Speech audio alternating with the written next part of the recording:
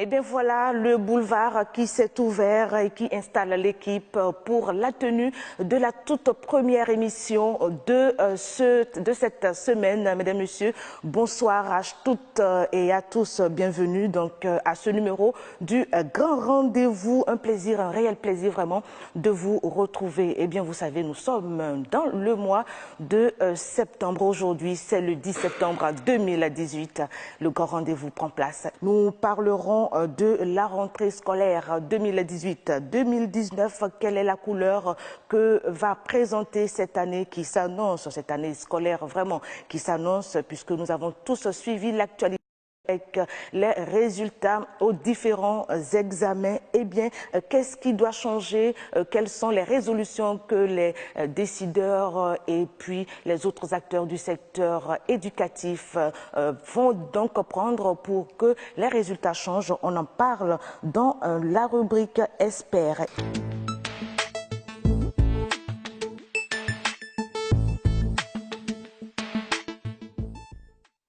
Un convoyeur de pèlerins qui part et qui fait place à un psychopédagogue du nom de Benito Coupeau aussi.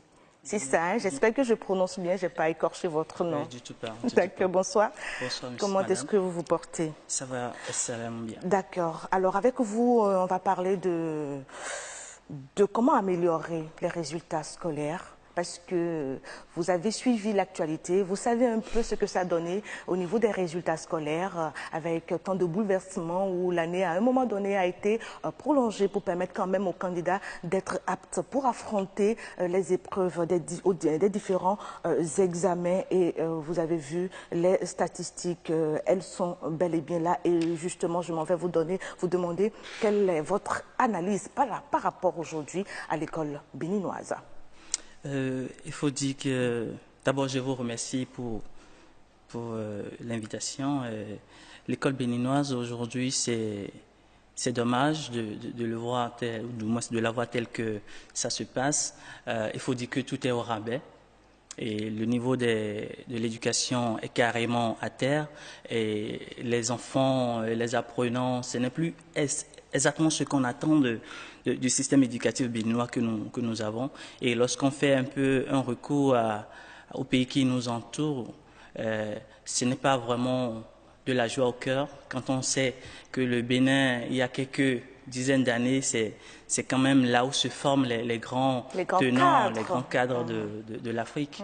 Mais dommage, nous sommes là avec les grèves perlées.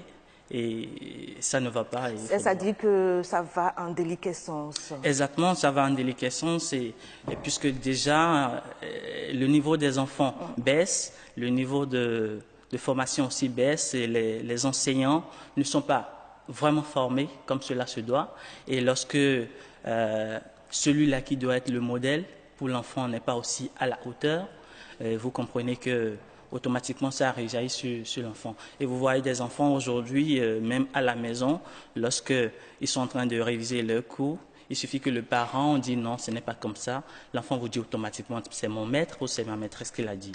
Donc vous voyez que c'est vraiment le modèle que l'enseignant représente. Et si ce modèle-là est vraiment à terre et n'est pas à la hauteur, c'est dommage pour ce que ça donne. Il faut donc relever le niveau et permettre au Bénin de retrouver donc sa position, le pays, en tout cas où il n'y a que de cadres, mais aujourd'hui le tableau tel qu'il est peint n'est pas vraiment reluisant et cela inquiète tout le monde, toute la société, aussi bien les cadres, les politiciens, la société civile, les parents et eux-mêmes les élèves. Est-ce que vous les sentez parfois inquiets, anxieux si vous voulez, ou bien même qui savent pas, est-ce qu'ils sont vraiment conscients de ce qui se passe, de ce qui arrive ou ce qui leur arrive? Déjà, je vais dire que les parents savent déjà ce qui se passe et lorsque vous faites un vox populi, et vous prenez par exemple un ATER, vous demandez aux parents d'élèves pour voir quelle est leur inquiétude actuellement, si je vais pas quand même passer à côté, je dirais que sur 80% ou du moins sur 100 parents que vous allez interroger, oui. questionner, vous allez trouver plus de 80% qui vous diront s'ils ont les moyens, les enfants n'iront pas à l'école publique. Et c'est dommage parce que... C'est dommage. Qu'est-ce qu'il faut faire? C'est dommage parce que ce qu'il faut faire, oui. moi je pense quand même qu'aujourd'hui, il faut arriver à former les enseignants comme cela se doit. Oui. Il faut arriver quand même à doter l'école, le système béninois, le système d'éducation béninoise avec les moyens qu'il faut. Et parce quand vous parlez de moyens, qu'est-ce que vous y mettez? Quand je parle de moyens, il faudrait dire qu'aujourd'hui, nous avons des enfants qui sont formés pour être formés. Des enfants qui sont formés tout simplement parce qu'on veut leur donner une éducation pour dire, voilà, ils savent, ils ont été à l'école. S'il faille apprendre à l'enfant comment lire et écrire, on peut le faire à la maison. Donc, si un parent décide d'envoyer son enfant à l'école, c'est parce qu'il veut un plus. Et ce plus-là, si ce n'est pas gagné à l'école, ce n'est pas la peine d'envoyer l'enfant à l'école. Donc, il faudrait concilier aujourd'hui la formation à ce que l'enfant va devenir demain. Je veux parler de l'emploi. Aujourd'hui, il y a pas mal de personnes, les universités du Bénin, nous voyons comment on déverse à chaque fin d'année des apprenants, des diplômés sur le territoire. Mais pour un marché, qui n'existe quasiment pas. Ça n'existe pas. Parce que si je dois dire que voilà un marché qui existe en nombre inférieur, ce serait encore faux. Parce qu'aujourd'hui, si tu dois continuer à faire de la philosophie, à faire de l'histoire-géographie, je vais même prendre carrément la géographie pour ne pas parler de l'histoire, parce que l'histoire, c'est encore déjà un peu... On sait que voilà, notre essence est là. Mais si on prend la géographie, ou si on prend par exemple l'hydrologie, et que les moyens qu'il faut pour l'apprenant qui a fait la géographie ne viennent pas, ne suivent pas, l'enfant finira par faire sa géographie sur le papier. L'enfant finira par faire son hydrologie sur le papier. Et quand ça veut dire que il n'y a pas vraiment les moyens qui accompagnent, c'est-à-dire rien que la théorie, la pratique dans les universités en général. C'est ce qu'on constate aujourd'hui. Et quand on revient au niveau du primaire ou de la maternelle, c'est encore pire. Parce que ce que moi j'aurais peut-être souhaité, ou ce que nous aurons souhaité, c'est d'arriver à un moment donné où l'éducation au niveau du primaire est carrément morcelée à une période d'initiation où l'enfant s'initie vraiment à la langue française et aux matières théoriques, mais à un moment donné, on laisse le choix à l'enfant de choisir ce qu'il veut faire. Et on le suit. Et pour ça, j'ose vous dire que voilà, aujourd'hui, quand on parle des psychologues, la population ou ceux qui sont dans le système éducatif au Bénin ne comprennent pas l'importance d'un psychologue dans une école. Or, le psychologue, moi j'ai travaillé, je vais prendre peut-être cet exemple-là, j'ai travaillé sur les enfants de rue à Porto Novo, et lorsque j'ai écouté les enfants que j'ai enquêtés, je vois que la majorité des enfants, à 90%, sont des enfants qui ont quand même fait jusqu'au C1. Pourquoi ces enfants-là sont devenus enfants de rue? Pourquoi ont-ils abandonné? Pourquoi ont-ils abandonné? Est-ce qu'on s'est posé cette question-là? Moi, je me suis posé cette question-là, j'ai trouvé la réponse. La réponse que j'ai trouvée, c'est simple. Lorsque, par exemple, vous avez un enfant qui vient, qui sommeille, qui dort en classe tout le temps, qu'est-ce que le maître fait? Si c'est Jacques, il dit « Jacques, lève-toi ». Ou bien si c'est Jacques, il dit « Voilà, Jacques, marche quelques minutes et reviens ». Mais est-ce qu'il est allé voir qui fait que l'enfant dort en classe? C'est-à-dire l'apprenant ou le maître lui-même, à un moment, ne se met pas dans la posture d'un parent pour accompagner et pour savoir, pour détecter les petits problèmes, les petits soucis de l'apprenant. En réalité, il faut dire que le maître, moi j'ai toujours une expression qui dit « le maître n'est pas un bon pasteur ». Je vais revenir à la Bible peut-être. Quand Jésus disait « je suis le bon pasteur, quand j'ai 100 brebis, si une brebis s'égare, j'irai la chercher, la nourrir, la soigner, la ramener. » Ce qui voudra dire qu'il a laissé les 99 brebis qui ne se sont pas égarées. Mais est-ce que le maître peut le faire? Mais il se pose plutôt la question de savoir si c'est son rôle. Ça. Exactement. Il ne peut pas le faire parce que vous convenez avec moi que lorsque vous envoyez votre enfant à l'école, et que dans sa salle, il y a 25 personnes. Je prends simplement 25 personnes, encore que c'est raisonnable. S'il n'y a que la fille de votre voisine qui n'est pas venue à l'école, est-ce que le maître peut laisser votre enfant aller chercher la fille de votre voisine. Vous ne serez pas d'accord. Or, le psychologue dans l'école est capable, lorsqu'on l'alerte pour dire il y a tel enfant qui n'est pas venu à l'école, lui, il a son bureau comme en quelque sorte un superviseur, si je peux le dire ainsi. Il a son bureau, il suffit simplement de l'alerter pour dire il y a tel enfant qui n'est pas venu, ou bien il y a tel enfant qui fait l'école missionnaire, il y a tel enfant qui dort tout le temps en salle. On fait venir l'enfant au psychologue et le psychologue l'écoute pour voir quel est le problème de l'enfant. Ça, c'est le rôle du psychologue. Et quand on est dans la posture d'un parent à la maison, où aujourd'hui, avec la vie telle qu'elle se présente, les parents ne voient pas vraiment ou ne passent pas suffisamment du temps avec leur progéniture comme cela se devrait. Quel doit être leur rôle dans l'amélioration des résultats? Parce que c'est ce que nous recherchons finalement et tout ça. Je pense qu'aujourd'hui, quand on prend les parents, il faudrait dire que les parents doivent forcément donner un peu du temps, de leur temps à leurs enfants. Mais on ne peut pas aussi refuser aux parents de ne pas aller travailler.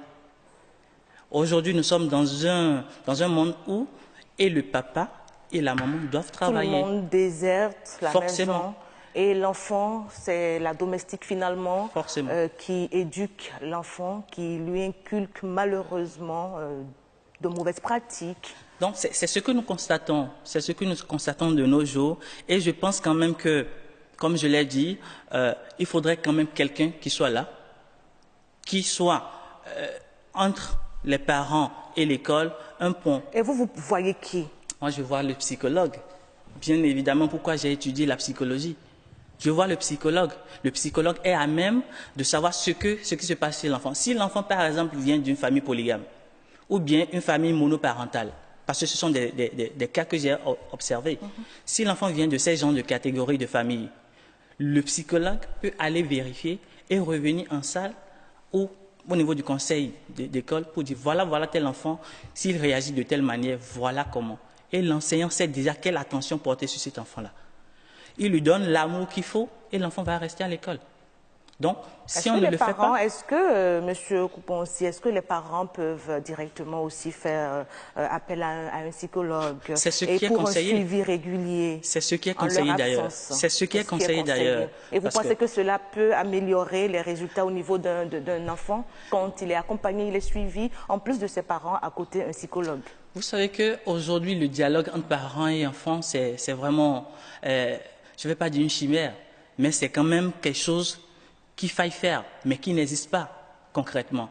Il faut trouver des alternatives. Il faut trouver des alternatives.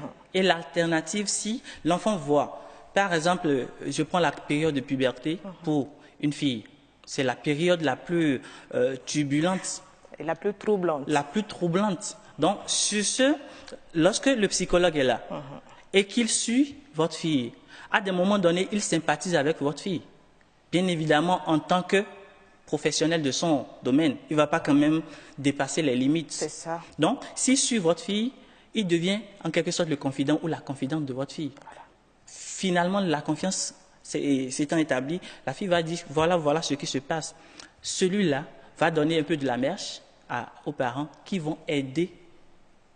Moi, j'ai du mal à entendre certains parents qui disent voilà, mon enfant ne nous écoute plus, mon enfant ne travaille plus. Mais est-ce que vous savez ce qui se passe en lui? Il faut fouiller. Il faut fouiller, il faut chercher. Et c'est pour ça qu'on dit aussi qu'il faut éviter certains comportements où les parents, je prends juste un exemple, qui se disputent à longueur de journée tout le temps. C'est des chamaillements entre papa et maman. Finalement, l'enfant il se retrouve quelque part casé. Et c'est au psychologue justement de pouvoir accompagner cet enfant tout doucement pour qu'il retrouve son équilibre. Parce qu'à partir d'un certain âge, il ne peut plus évoluer. Et puis... Ce sont des situations qui créent le traumatisme dans la tête du tout jeune, qu'il va trimballer tout au long de son éducation. Est-ce que ça coule les rues, les psychologues, vu que notre société n'en avait pas vraiment l'habitude et que c'est maintenant tout doucement que ça commence par entrer dans les habitudes des uns et des autres, en tout cas pour ceux-là qui veulent vraiment aller très loin avec leurs enfants? Je pense que les psychologues coulent les rues, je pense. Et quand je dis je pense, je me rappelle, j'étais en terminale, le professeur qui m'avait gardé en philosophie, c'est vrai qu'il a fait 2 formations, mais j'ose croire entendre en son temps qu'il avait fait la psychologie. Et pour vous avoir, ça doit coûter combien? Parce que c'est aussi en termes de coût que ça se chiffre. On a beau vouloir, on a beau aimer quelque chose, mais quand on n'a pas l'espèce sonnante et trébuchante, on ne peut pas avoir service à un service ou à quelque chose. Pour vous avoir, pour un suivi d'un enfant qui veut démarrer sa rentrée scolaire dans une semaine, vous allez lui prendre combien, un parent? Disons que c'est une question à laquelle je ne m'attends pas. Il faudrait quand même dire que le suivi d'une personne, d'un enfant, ne se chiffre pas. Vous prendrez combien?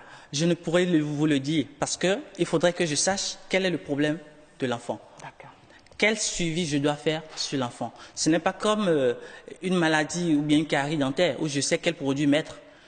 L'enfant, ça dépend de l'âge de l'enfant, ça dépend en quelque sorte du niveau de l'éducation de l'enfant. Plusieurs paramètres vont déterminer le coût pour un suivi régulier de votre enfant. Chers parents, la rentrée c'est dans une semaine. N'attendons pas, agissons dès maintenant que votre enfant soit en classe d'examen ou en classe non-examen, intermédiaire, dit-on.